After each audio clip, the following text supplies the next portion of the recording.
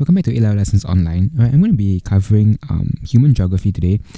Back to theme 3.2. Okay, we're going to be looking at slums. Alright, so I haven't gone through slums at all yet. This is kind of like part of the whole series on your traffic congestion and then non-hazardous solid waste. So it's everything that falls under sustainable urban development. So slums is another one of them that we are going to be looking at, and this is going to be a two-part series. Okay, the first part, which is on this part AA, I'm going to be looking at I'm going to be looking at the reasons for its development as well as characteristics, and then the next part I'll be looking at what are the strategies we can adopt, okay, to actually get rid of slums per se. Okay, so slums aren't exactly the most beneficial. Yes, they do have certain benefits, but as far as possible, we want to move to a society in terms of SUD or sustainable urban development, which is less reliant on slums and that slums don't really exist. Alright, so let's jump right in. Okay, so what's the definition of slums? Okay, let's first define what exactly slums are. Okay, because some people have this misconception that slums are just these very dirty areas and all, right? Not necessarily. Okay, it is essentially a settlement in an urban area, okay, in which more than half of the inhabitants live in inadequate housing, and they lack basic services.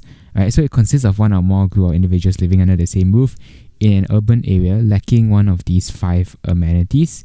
So it's either durable housing, they're lacking insufficient living area, okay, they don't have access to improved water, they don't have secure tenure, and they don't have access to improved sanitation facilities. So any one of these 5 will consider them already a slum. Right, so essentially people who live in slums, all in all, they basically don't have access to the best amenities.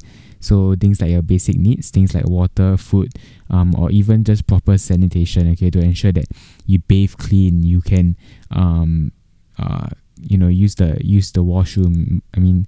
There isn't even a washroom to begin with. So these are issues that they basically face in slums. Okay, so the reasons for the development of slums, it's actually quite straightforward. So the first reason for the development of slums is because of a high influx of rural population to the cities.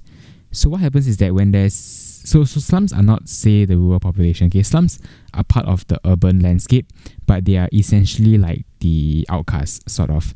Okay, so when there's uneven development between the rural and urban areas, what happens is that many rural people are actually attracted to the urban areas.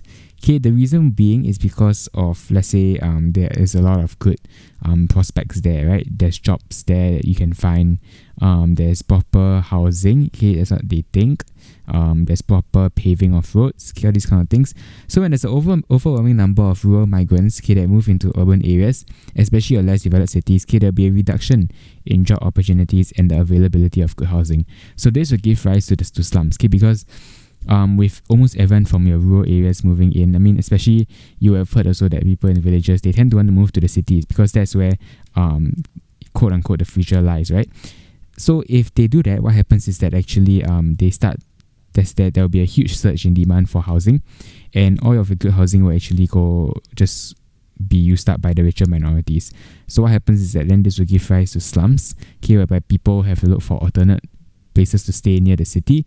So they will find these slums in the city itself that can be under the bridge, under in the canal, that kind of things. Okay, another reason is because of poor planning.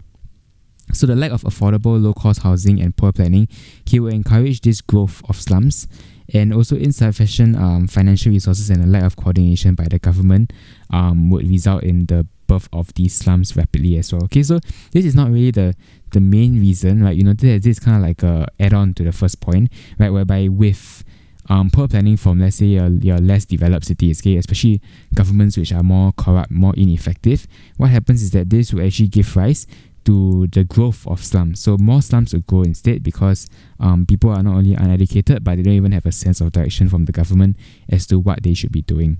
So this would cause them to just stay anywhere they want and build all these kind of like shanty towns which are known as slums. Alright, so the third reason is because of uneven development within a country. So this one triggers this thing called the rural-urban migration, whereby there's basically these two factors. It's your rural push and your urban pull.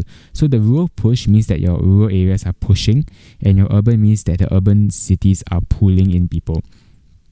Okay, this is usually due to things like it's similar to your first point. Okay, it is a root cause of the development of slums, right? So in many less developed cities, especially, okay, when there is population growth, land scarcity, land quality, and agricultural inefficiency, people see the rural areas as being somewhere not feasible, somewhere impractical to stay. So as a result, they want to move over to the urban areas, but they kind of like have no choice. That's why it's a push. Okay, it's a rural push. They kind of like forced out of the rural areas because they want a better life as well. The urban pool, okay, is where the urban cities attract people in, okay, because of your wage and employment differential. So it's definitely much higher in the city, as well as future prospects. Okay, so in the future, a lot of people think that you will do better in the city as compared to being like a farmer out back. So this is a root cause, okay, by many cities which are unable to get rid of this income inequality and this uneven development will definitely result in this triggering of rural-urban migration. Okay, and last one is because of an informal economy. This is kind of like a subset as well. What happens is that when registered, when businesses are not registered and not licensed by the government, okay, they basically don't have to pay taxes. Okay, these are what will constitute the informal economy, and so the slums actually have a lot of these. Okay, they create an alternate informal economy ecosystem. Okay, because people in slums they still need to buy things, right? So a lot of these kind of like quote-unquote illegal businesses can actually form here. For instance, in Kenya, right, 78% of the non-agricultural employment is actually in the informal economy, which is part of the slums. So slums kind of like provide an opportunity for certain businesses which may want to evade tax. Okay, they may not want to pay or be licensed by the government. They can actually go over to the slums and set up their informal economies there, and this would cause a black market to rise in the slums. So this also, you see, is kind of like a subset of what happens when a slum is already developed and people see certain opportunities in slums and they start to find a way to create jobs there. So that is the reason why the slum there will stay even longer, because it creates this inelastic economy that a lot of people are unable to get out of this system. Okay, so the characteristics of slums is the next thing you need to know for this first part.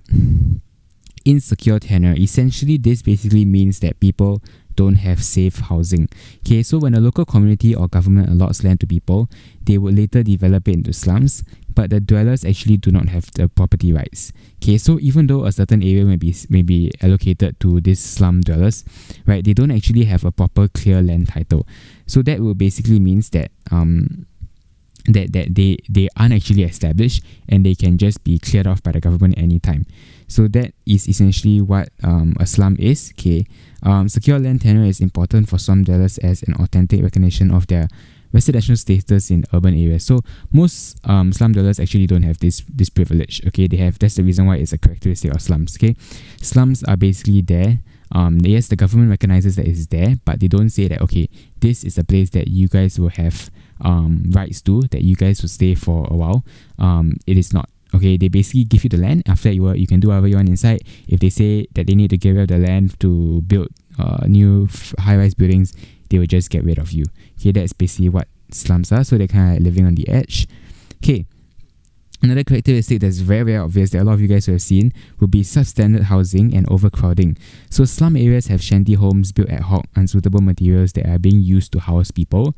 So things like building on stilts, things like building using it's not cardboard, it's those kind of metal boards, right?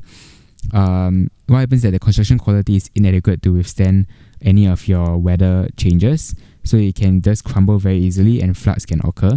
And overcrowding tends to occur, okay, because many of these dwellings are single room units with high occupancy. Okay, a lot of people in the slums, if they do come from rural areas, they tend to be uneducated. So things like birth control, all of those kind of education regarding family planning, there's no such thing. Okay, these people don't really understand what that is. So as a result, all these slum dwellers, okay, they end up having a lot of kids. There's a lot of families out there, and the whole area just gets overcrowded very, very fast. So for example, you can quote this Nairobi slums. This is a picture of it, okay, whereby it is just overcrowded and the houses are all basically just built along this very, very it's a very unstable like kind of like hilltop.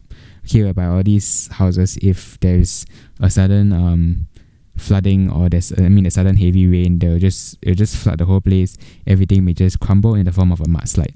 So you will never know that what will happen to slums, because they are just built on very, very poor substandard housing construction materials. So then likewise, there's also inadequate and no infrastructure. So things like they lack access to safe drinking water, electricity, basic healthcare, police services, pipelines, all of these kind of things, they don't actually have it. Which is why there's also some places whereby the cost of water may be 4 to 100 times higher than a pipeline, than if a pipeline were to be supplied. Reason being is it all ties back to the government. The government doesn't want to supply them anything. As a result, they don't have all these amenities. So they lack all these basic services. They lack any access to proper sanitation, which is why a lot of them die prematurely. They suffer from a lot of diseases. There's a lot of rats, a lot of cockroaches around.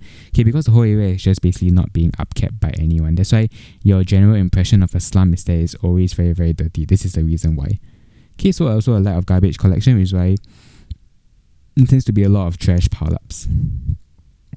However, there are exceptions of slums. I'm not saying that these exceptions of slums means that they are like cities, they are slum cities or something. No, they're not.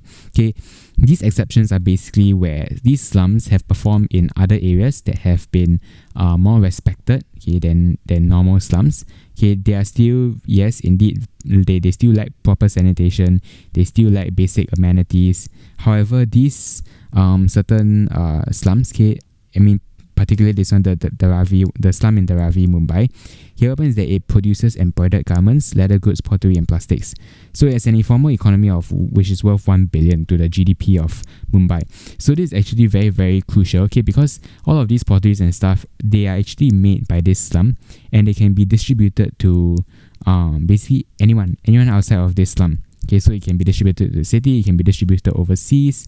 But basically what they're doing is that they're actually being productive. They are making use of their materials that they have in the slums, and they're actually having a certain product that makes them more inelastic than other slums, essentially. So this is a picture of them with all their potteries and stuff. You can go and search it up, Dharavi slums. You'll find that there's a lot of pottery and a lot of interesting things about this slum that you can discover. They still lack proper amenities, they still lack sanitation, but at least they're making an effort somewhere else to create something that is very interesting. So we move on to your exam requirements. Very, very simple for this part. You just need to be able to explain the reasons as to why slums exist and how they function. I've already gone through why they exist. How they function, like I said, is they may have an informal economy. They may just be requiring housing to stay while working in the city. So after you need to be able to explain the characteristics of slums and how they differ from urban landscapes. So this one is a very obvious question. The characteristics I've already gone through. They have improper housing, substandard quality of infrastructure, they have insecure tenure, they have overcrowding. All of these kind of things is the complete opposite spectrum to your urban landscape, your city, whereby there's free water provided. Not free, sorry. There's clean water provided. There are proper pipelines, there's proper paved roads. People have access to restaurants, have access to basic amenities, housing, medicine, all that kind of things. So that is the where you can see the huge contrast between the two.